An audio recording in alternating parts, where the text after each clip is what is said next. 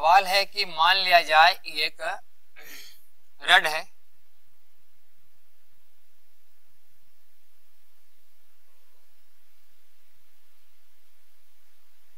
ये क्या है, एक रड जो घूम रहा है अल्फा रेडियन पर सेकेंड स्क्वायर से, अल्फा रेडियन पर सेकेंड स्क्वायर से। इसका मतलब बहुत सा बात पहले समझ लो कि अल्फा रेडियन पर सेकेंड स्क्वायर से रड घूमने का मतलब ये हुआ कि धीरे धीरे इस रड का स्पीड बढ़ता जा रहा है, नहीं, इसका जो ओमेगा है इसका मान धीरे धीरे बढ़ता जा रहा है। तो ये ओमेगा का मान इसका धीरे धीरे बढ़ रहा, स्पीड धीरे धीरे बढ़ रहा है। बताओ कि इस रड के, मान लो ऐसे पूछ रहे हैं कि मान लो इस रड से 2 मीटर की दूरी पर जो पार्टिकल है उसमें क्या एक्सीलरेशन है, आप बोलेंगे कि alpha into 2, alpha R, acceleration बराबर अल्फा आर। इसमें तो हर एक पार्टिकल, जितना ही पार्टिकल है रड में, सब में ओमेगा का मान क्या हो रहा है, बढ़ रहा है। ओमेगा बढ़ रहा है मतलब स्पीड ही बढ़ रहा है, ओमेगा बढ़ता भी बढ़ रहा है ना, भी बराबर ओमेगा आर, भी बराबर ओमेगा आर। तो अल्फा है इसका मतलब ओमेगा का मान बढ़ रहा है, ओमेगा बढ़ रहा है तो कौन बढ़ रहा है, भी बढ़ा, मतलब इसमें एक्सीलरेशन है। इस पार्टिकल का अलग वेलोसिटी होगा, इस पार्टिकल का अलग वेलोसिटी होगा। जैसे देखो, मान लिया जाए कि पार्टिकल पूरा रड एक चक्कर मारा, पूरा रड, हाँ पूरा मान लिया रड है जो एक चक्कर मारा इसे, जब पूरा रड एक चक्कर मारता होगा तो किनारे वाला पार्टिकल तो बड़ा दूरी तय करता होगा, नजदीक वाला पार्टिकल तो कम दूरी तय करता होगा, सही कि नहीं। मतलब नजदीक वाला पार्टिकल का स्पीड कम है, भी का मान कम है, और दूर वाला पार्टिकल भी का मान, लेकिन ओमेगा दोनों का सेम है, क्योंकि जिस समय नजदीक वाला पार्टिकल एक चक्कर मारेगा उस समय दूर वाला पार्टिकल एक चक्कर मार लेगा। चक्कर मारने का काम सबका सेम हो, जिस समय 3 चक्कर मारेगा यहाँ वाला भी, लेकिन ये 3 चक्कर मारने में ज्यादा दूरी तय करेगा। 3 बार बड़ा सा 2 पाई आर आएगा, यहाँ वाला 3 बार छोटा सा 2 पाई आर, मतलब ये कम स्पीड से चल रहा है और ये ज्यादा स्पीड से चल रहा है कि नहीं, तुलना करके देखो तो। और उसमें भी स्पीड का मान धीरे धीरे बढ़ रहा है, जब अल्फा है तो ओमेगा बढ़ रहा है ना, ओमेगा क्या हो रहा है, बढ़ रहा है, तो भी का मान भी, मान इसका भी बढ़ रहा है, इसका भी बढ़ रहा है, इसका भी, हाँ हर एक पार्टिकल का स्पीड क्या हो रहा है, बढ़ रहा है धीरे धीरे। इसका मतलब में एक्सीलरेशन है। तो जो पार्टिकल यहाँ से कितना दूरी पर है, 2 मीटर पर, वो कितना पर होगा, अल्फा इंटू 2, और जो आर दूरी पर होगा उसका अल्फा आर, अल्फा। तो यहां से आर दूरी पर ही मान लो कि इसमें एक रखा हुआ है रिंग,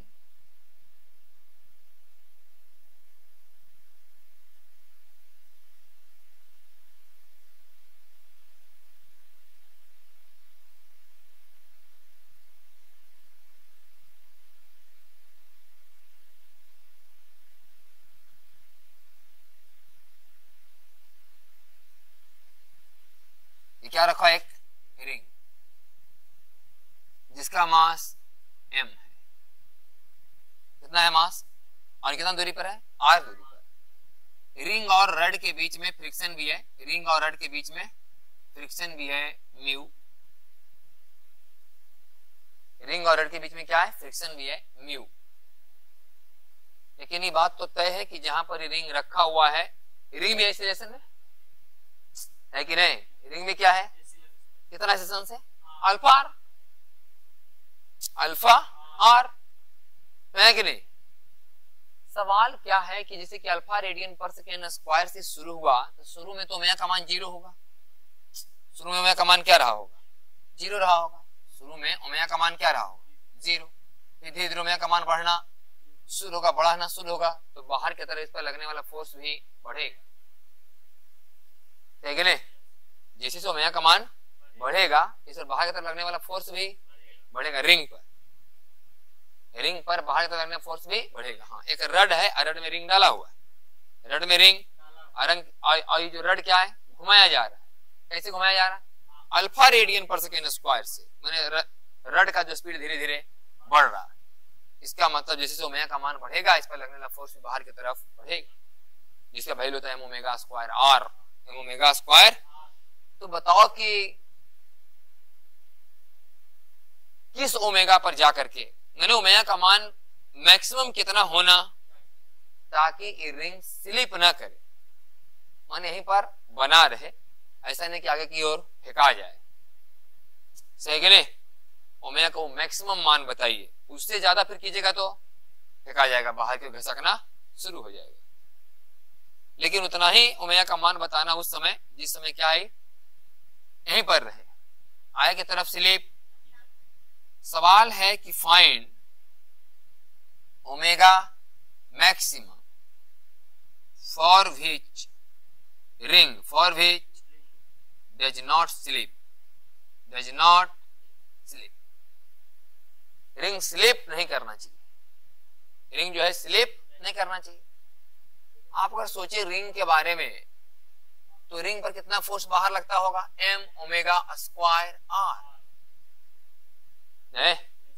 मान लिया कि अल्फा रेडियन पर सेकेंड स्क्वायर, शुरू में का मान 0 था, ओमेगा का मान बढ़ते बढ़ते बढ़ते बढ़ते कितना पर पहुंच गया, ओमेगा पर, है कि नहीं? एंगुलर वेलोसिटी का मान शुरू में कितना था, 0, और हम दे दिए एक्सीलरेशन अल्फा रेडियन पर सेकेंड स्क्वायर, तो तब जो है एंगुलर स्पीड का मान क्या हो गया, बढ़ना शुरू हुआ, बढ़ते बढ़ते कहां पहुंचा, ओमेगा पर। उस समय ओमेगा का मान है जिस समय एकदम लग रहा है कि अब फेंका जाएगा, उस समय सॉल्व कर रहे हैं हम। तो रिंग को इधर कौन रोकेगा, फिक्स है, रगड़ खाएगा नहीं, हाँ, रिंग रड से क्या खाएगा, रगड़ खाएगा। सही कि नहीं? अब इसको समझने वाला बात यह है कि जैसे कि मान लिया जाए कि रिंग है कि नहीं, इसमें से डाला हुआ है, अब इसमें रिंग मान लिया जाए कि डाला हुआ है, इसमें अभी तो लटका हुआ है। अगर ये एक समान ओमेगा से चलेगा, एक समान ओमेगा से, तो ऐसे रहेगा। लेकिन जैसे ही चलेगा अल्फा से, मतलब इस रड में क्या है, एक्सीलरेशन। अब समझो कि जब कोई बाइक एक्सीलरेशन में चलता है तो बाइक पर जो बैठा हुआ आदमी क्या महसूस करता है कि आपको एक फोर्स पीछे लग रहा है कि नहीं? हम लोग क्वेश्चन को सॉल्व करते हैं, क्या करते हैं कि अगर किसी एक्सीलरेटेड सिस्टम पर आप बैठ के सॉल्व करेंगे तो पीछे एक स्यूडो फोर्स। आप बताओ कि ई तो रड चल रहा है अल्फा एक्सीलरेशन से, इसका मतलब इसके हर एक पॉइंट में एक्सीलरेशन है ए बराबर अल्फा आर, और जहां ये रिंग है वहां भी एक्सीलरेशन है अल्फा आर, इसी पर रिंग रखा हुआ है, ये रिंग उस पॉइंट पर रखा हुआ है जहां कितना एक्सीलरेशन है, अल्फा आर। इसका मतलब इस पर अल्फा आर कहां काम करेगा, पीछे।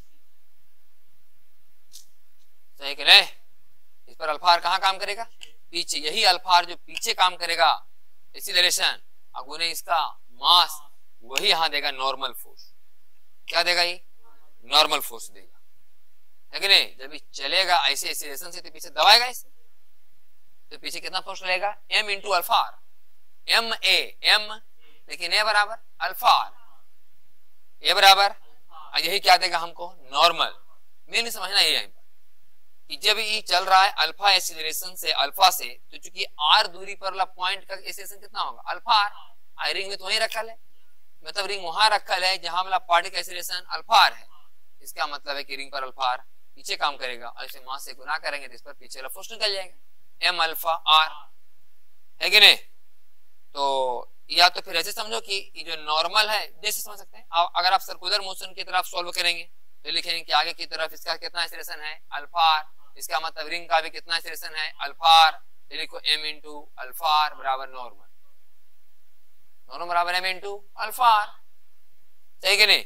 और अगर यहीं पर बैठ के हम क्वेश्चन को सॉल्व कर रहे हैं तो इसके पहले स्यूडो फोर्स लेंगे, क्योंकि यहाँ वाला पार्टी का एक्सीलरेशन कितना है, अल्फा आर, इस पर हम बैठ के सॉल्व करेंगे तो पीछे कितना लगेगा, अल्फा आर पीछे, इसका मास कितना है, m, तो पीछे फोर्स रहेगा m अल्फा आर, और वही देगा हमको नॉर्मल। इसका मतलब f बराबर जब लिखाएगा म्यू n, यहाँ लिखाएगा mu alpha R, m alpha R, m alpha R हुआ ऐसे, m हो गया मास, ये हो गया फोर्स। सही कि नहीं? ऐसे हो गए। अब चूंकि रिंग को स्लिप नहीं करना है तो आप समझ रहे होंगे ना कि बाहर लगने वाला ये जो फोर्स है वो फ्रिक्शन से कम होना चाहिए भाई, या तो फ्रिक्शन के बराबर तक, है कि नहीं? बराबर तक भी रहेगा तो बैलेंस में रहेगा, स्लिप नहीं करेगा, ज्यादा नहीं होना चाहिए, ज्यादा नहीं होना चाहिए। तो m omega square r less than equal to f के जगह mu m alpha r, m r से m r तो आ जाएगा omega square less than equal to mu alpha, इसलिए omega less than equal to mu alpha का root over. Omega का मान इतना या इससे कम होना तभी स्लिप, इसका मतलब ओमेगा का मैक्सिमम मान होना चाहिए म्यू अल्फा का रूट ओवर, है कि नहीं? ये ओमेगा का मैक्सिमम मान, इससे अगर ज्यादा होगा तो फिर स्लिप कर जाएगा। समझ आया कि नहीं? इससे ज्यादा हो तो क्या हो जाएगा? स्लिप कर जाएगा। एक और अच्छा सवाल देखो,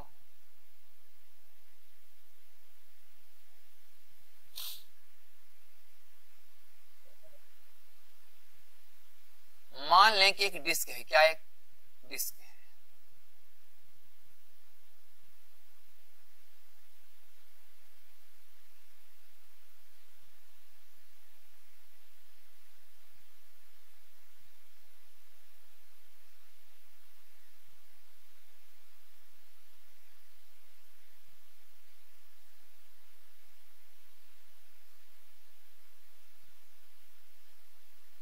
ये क्या एक डिस्क है,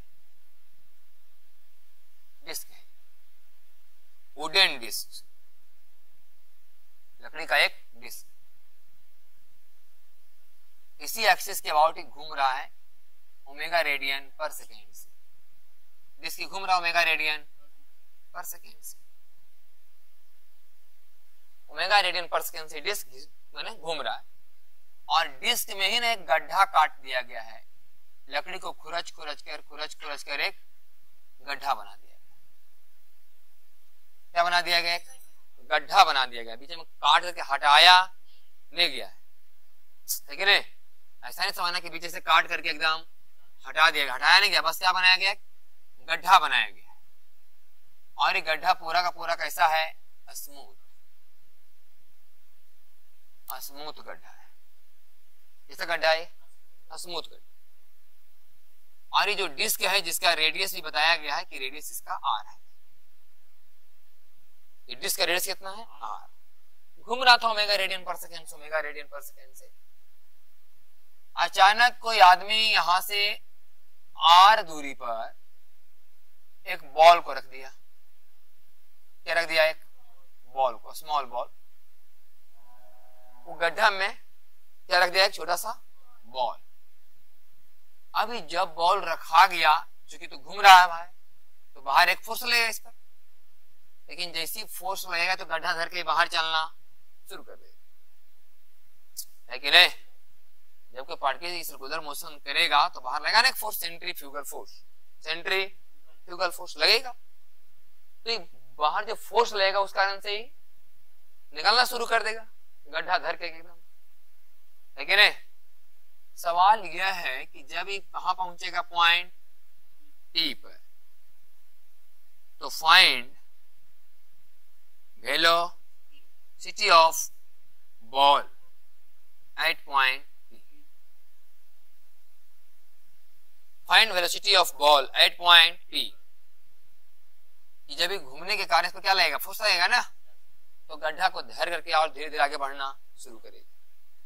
तो बताइए कि जब यहां पहुंचेगा, मतलब कितना दूरी पर? बड़ी आर दूरी पर ना, तब बताओ कि उस समय इसका स्पीड क्या होगा। सही कि नहीं? सॉल्व करते हैं इसको।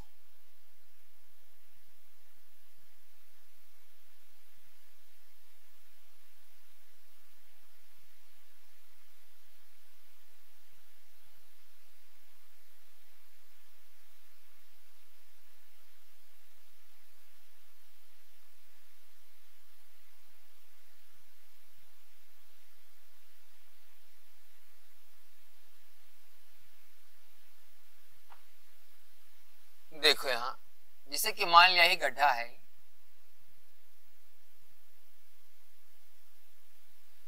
जिस समय इस गड्ढा में पार्टिकल m मास का है जो r दूरी पर रहा होगा, उस समय इस पर फोर्स काम करता होगा m ओमेगा स्क्वायर r। जब एकदम किनारे पहुंच जाएगा, एकदम अपने एकदम लास्ट किनारे, उस समय इस पर फोर्स काम कर रहा होगा m ओमेगा स्क्वायर r। हम देख रहे हैं कि जैसे जैसे आगे बढ़ते जाएगा रेडियस का मान और लगने वाला फोर्स भी बढ़ता जाएगा। मतलब एम ओमेगा स्क्वायर आर अगर है यहाँ से जा रहा है, इसका एक्सीलरेशन कितना है ओमेगा स्क्वायर आर, यहाँ पहुंचने वक्त एक्सीलरेशन ओमेगा स्क्वायर बड़ी आर। इसका मतलब पार्टिकल जैसे जैसे आगे बढ़ेगा इस पर लगने वाला एक्सीलरेशन का मान बढ़ता जाएगा। इसका मतलब एक्सीलरेशन इसमें कांस्टेंट। तो मान लो कि कभी कितना पर रहा होगा एक्स पर, छोटी आर से लेकर के बड़ी आर के बीच में कभी मान लो कि कितना पर रहा होगा एक्स पर, उस समय इस पर फोर्स लगता होगा एम ओमेगा स्क्वायर एक्स। नहीं, मतलब उस समय एक्सीलरेशन काम करता होगा बाहर ओमेगा स्क्वायर एक्स। और चूंकि आप देख रहे हैं कि acceleration is equal to function of displacement, function of है कि नहीं, तब तो फॉर्मूला हमको पता ही है कि वी डी वी बराबर A D S, V D V बराबर A D S, D S बोले ना, डी एस मतलब डी एक्स डिस्प्लेसमेंट। और जिस समय एक्स का मान कितना है उसमें वेलोसिटी तो है नहीं, बताना उस समय वेलोसिटी जब एक्स का मान नहीं, बताओ उस वेलोसिटी का मान क्या है। हम लिखेंगे कि वी स्क्वायर बाई 2 जीरो से कहां तक बराबर ए का मान एक्स और dx ना sin t r से लेकर के r तक, तो वी स्क्वायर बाई बराबर omega square x square by 2 r से लेकर के r तक, तो आ जाएगा वी स्क्वायर बाई 2 बराबर omega square R square by 2 minus R square by 2। तो वी स्क्वायर बराबर omega square into R square minus R square, दो यहां से भी एलसीएम दो कट जाएगा, तो वी बराबर आएगा अंडर रूट ओमेगा तो बाहर आ जाएगा आर स्क्वायर माइनस। इतना स्पीड से बाहर की ओर क्या होगा फेंकाएगा। लेकिन अभी बात समझिए कि जब ये गड्ढा के सबसे किनारे वाले पॉइंट पर पहुंचेगा उस समय फेंकाएगा तो इतना जरूर omega under root capital R square minus small R square. लेकिन जैसे ही गड्ढा से बाहर जस्ट निकलेगा इसको एक वेलोसिटी इधर और मिलेगा ओमेगा आर, सही कि नहीं। जैसे इस गड्ढा से कहां निकलेगा बाहर, इसको एक वेलोसिटी और मिले, कितना मिलेगा ओमेगा आर, मिला कि नहीं। तो इस हिसाब से देखा जाए तो भी नेट जो नेट स्पीड का मैग्नीट्यूड है वो आएगा हमारा ओमेगा आर का स्क्वायर और omega under root R minus whole square का होल स्क्वायर का, तो इस किनारे में कहीं फेंकाएगा बीच में, सही है नहीं। इतना स्पीड से बाहर की तरफ फेंकाएगा, लेकिन चूंकि टेंजेंट की तरफ भी तो एक वेलोसिटी होता है ना, तो टेंजेंट की तरफ फेंका कितना से ओमेगा आर से, तो हमेशा होता है वेलोसिटी टेंजेंट की तरफ ओमेगा आर। तो जैसे ही बाहर निकलेगा एक वेलोसिटी इसको और मिलेगा ओमेगा आर, तब रिजल्टेंट वेलोसिटी होगा इसका स्क्वायर प्लस इसके स्क्वायर का रूट। समझ आया कि नहीं क्वेश्चन। आप इसको समझ सकते हैं कि एक ओवर ब्रिज है, ओवर ब्रिज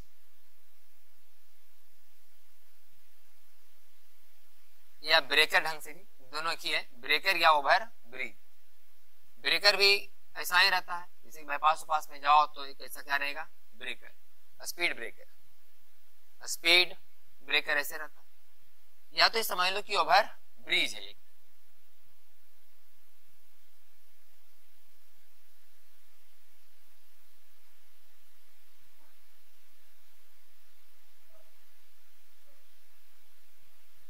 जो समझना है आप समझ सकते हैं, ओवर ब्रिज या स्पीड ब्रेकर।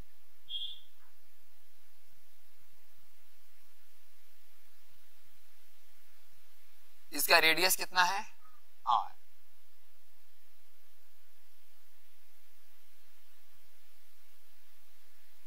ऐसे दिखा दे थोड़ा सा अच्छा लगे कि रोड जैसा है, रोड है उसके बीच में स्पीड ब्रेकर है या एक ओवर ब्रिज जैसा समझना है। और ये एंगल कितना है यहाँ थीटा, थीटा एंगल।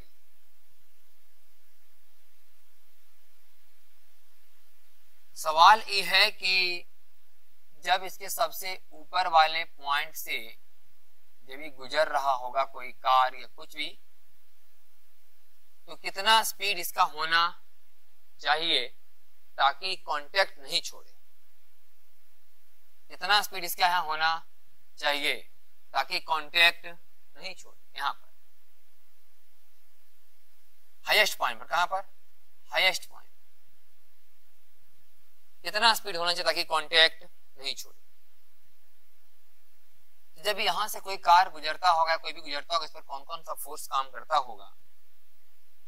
एक तो इस पर mg काम करता होगा, दूसरा एक नॉर्मल काम करता होगा। ये तो तभी काम करता जब ये स्थिर रहता, और चूंकि सर्कुलर, इसे एक फोर्स और लगता होगा mv²/r, सेंट्रीफ्यूगल फोर्स। ठीक है, ये बात बार बार मान के चल रहे हैं कि जब कोई पार्टिकल सर्कुलर मोशन करता है, फोर्स कहां दिखाना है, बाहर। तो हम इसी को सॉल्व कर रहे हैं। इस कहानी में हमें पता चला कि n + mv² बराबर mg। इसका मतलब n बराबर mg माइनस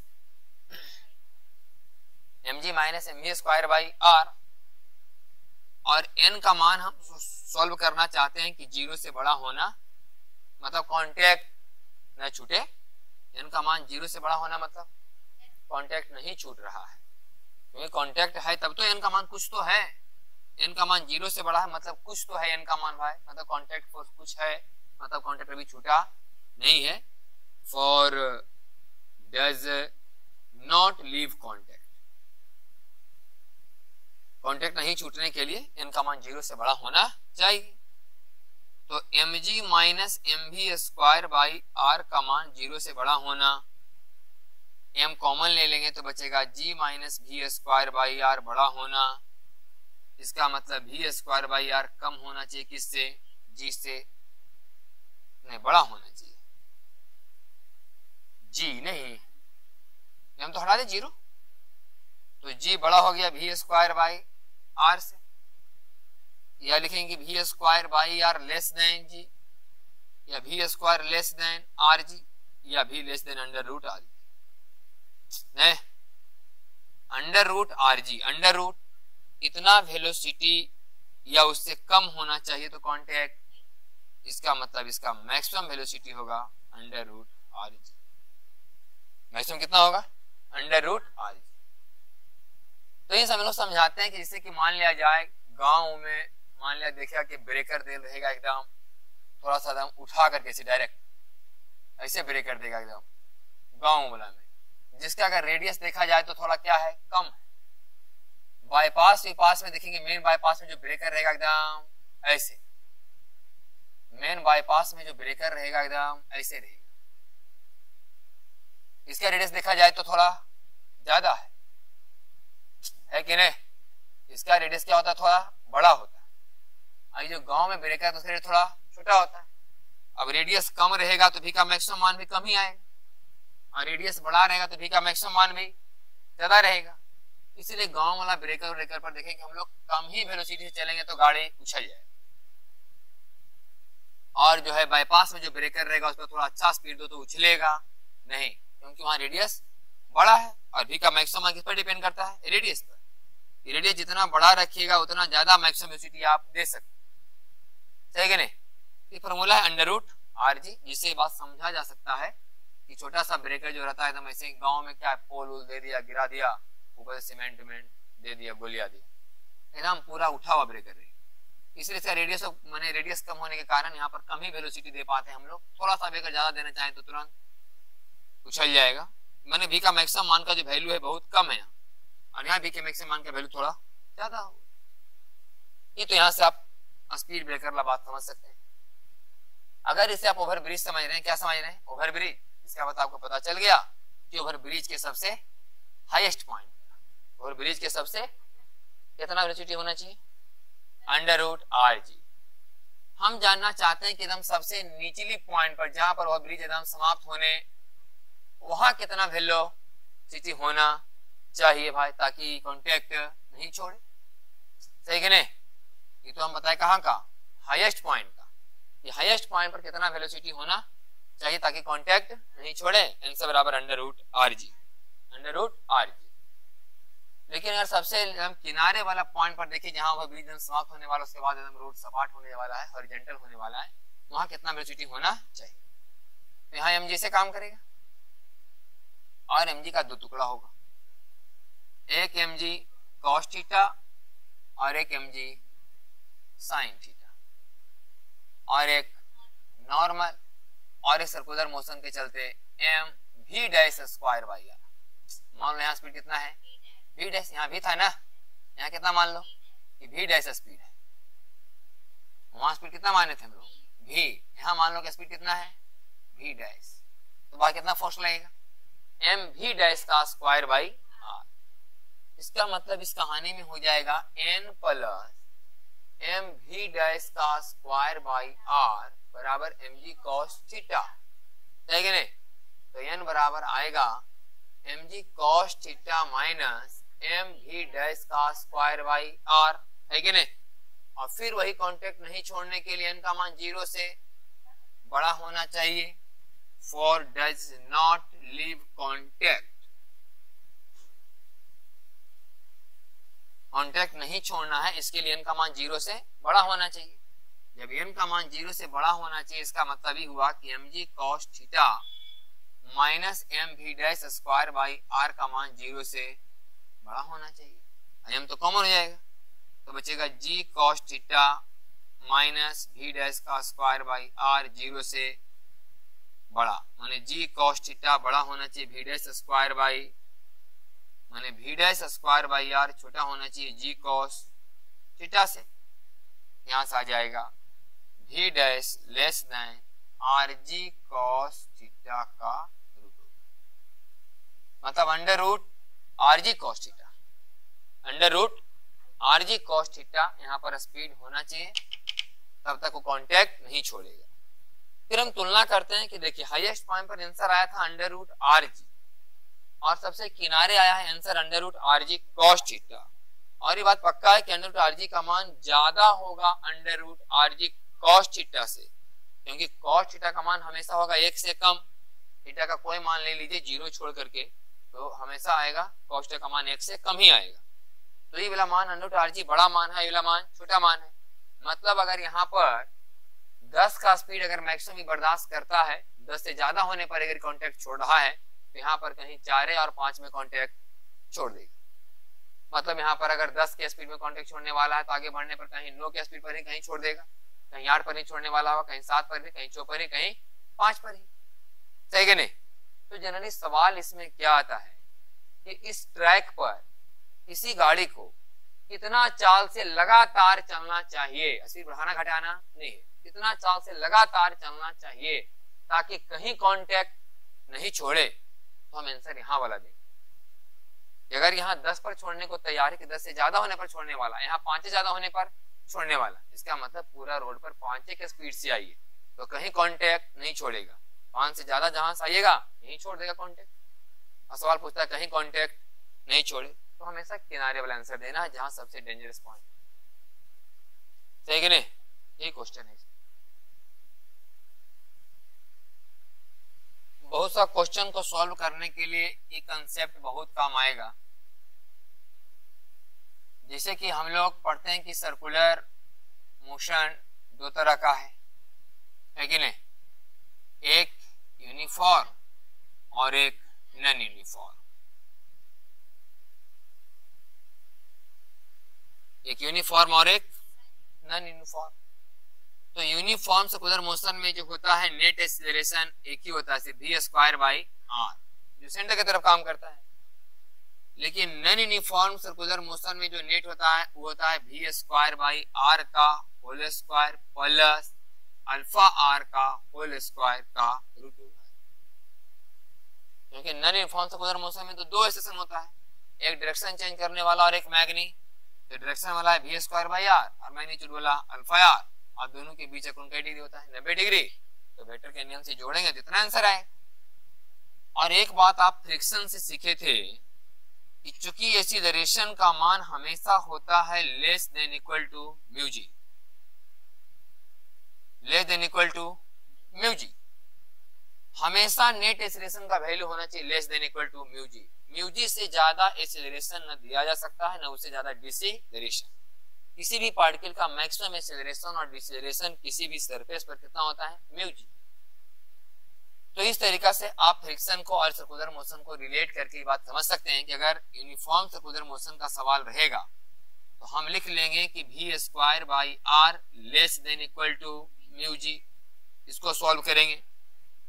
और अगर नॉन यूनिफॉर्म सर्कुलर मोशन का सवाल रहेगा तो हम लोग इसको सॉल्व कर लेंगे कि v स्क्वायर बाई आर का whole square plus alpha R का होल स्क्वायर का वर्ग मोल less than equal to mu G. सही है नहीं? हम लोग बेसिकली यही बात याद करवाए हैं कि net acceleration less than equal to mu G होगा।